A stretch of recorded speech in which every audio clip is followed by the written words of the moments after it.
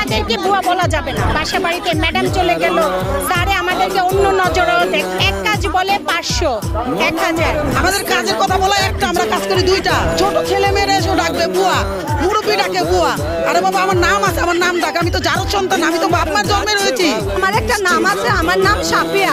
এখন আমাকে বুয়া বলে ডাকে, কিন্তু আমার নামটা করে ডাকলে কি সমস্যা? আমাকে খালা বলে ডাকো, আমার নাম ধরে ডাকতে সমস্যা হইলে আমাকে খালা বলে ডাকো। আমাকে ডাকে এই বুয়া এদিক আসো ওদিক আসো, 1 মিনিট দেরি হইলে নির্যাতন শুরু হয়। ভাইয়া আমরা বাংলাদেশের নাগরিক, স্বাধীন দেশের স্বাধীন নাগরিক, আমরা স্বাধীনভাবে বাঁচতে চাই। কেন আমাদের উপরে নির্যাতন করা হবে? প্রশাসনকে এটা দেখে না, সরকারকে এটা দেখে না? আমরা গৃহকর্মীরা অনেক নির্যাতন হচ্ছে, বাসা বাড়িতে বলেন বাইরে বলেন অনেক নির্যাতন হচ্ছে। এটা কোনো প্রতিবাদ করার কেউ নেই, কেউ করতে আসছে না। এখন আমরা নিজেরাই, আমরা গৃহকর্মীরাই মাঠে নামছি, আমরা এই যে মানববন্ধন করতেছি, আমরা গৃহকর্মীরা আমাদেরকে যেন একটা সুস্থভাবে বাঁচার জন্য আমাদের একটা গৃহকর্মী কল্পনা। ছোট ছোট বাচ্চারা নির্যাতন হচ্ছে, তাইলে আমার কাছে লাগতেছে কি এটা বেড়ে গেছে। আমরা গৃহকর্মীরা আমাদেরকে কোনো স্বীকৃতি দেওয়া হচ্ছে না। আমরা সাপ্তাহিক একটা ছুটি চাচ্ছি, সাপ্তাহিক ছুটি, মান্থলিকালের ছুটি। আমাদেরকে যে কাজের কথা বলে নিবে সে কাজ অতটুকুই কাজ করাতে হবে, এর বাড়তিও না এর কম না। ওই মধ্যে আমাদেরকে যে বেতন দিয়ে বলে নিবে ওই বেতনটাই আমাদেরকে দিতে হবে, কিন্তু আমরা ওইটা পাই না, প্রাপ্য বেতনটা আমরা পাই না। আমাদেরকে এক কাজ বলে 500 1000, সে রান্নাবান্না হোক, হাড়ি পাতিল ধোয়া হোক, ঘর মোছা হোক, 500 800 এভাবে করে নেয়।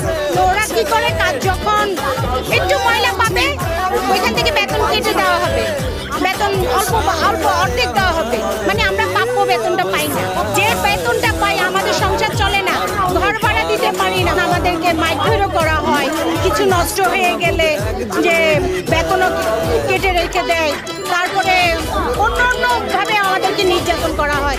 যেমন ম্যাডাম স্যার থাকলে বাসা বাড়িতে ম্যাডাম চলে গেল, স্যারে আমাদেরকে অন্য নজরে দেখে, এরকমও হয়। আমাদেরকে বুয়া বলা যাবে না।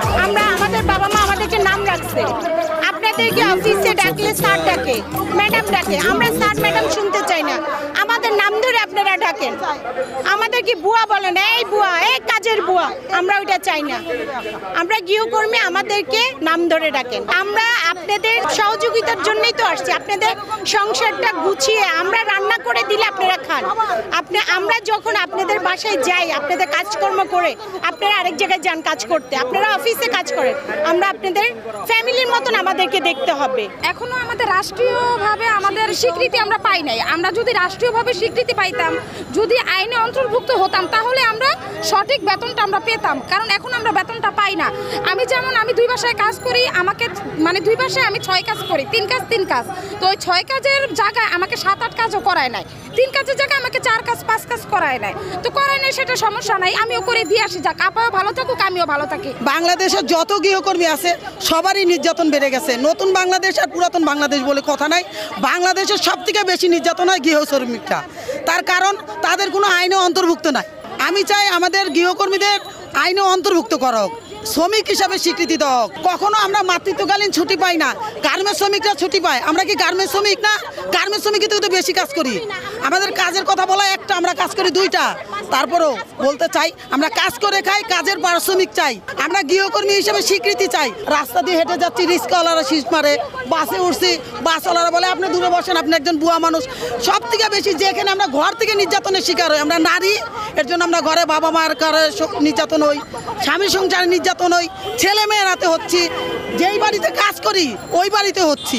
তার কারণটা কি? আমরা যে বুয়া, আমরা যে শিক্ষা যোগ্যতা কম, আমরা কি করে খাবো? বুয়া বলে ডাকলে অনেক খারাপ লাগে। আমাদের বাপ মা তো আমাদের নাম রেখেছে, নাম ধরে ডাকুক, নাম ধরে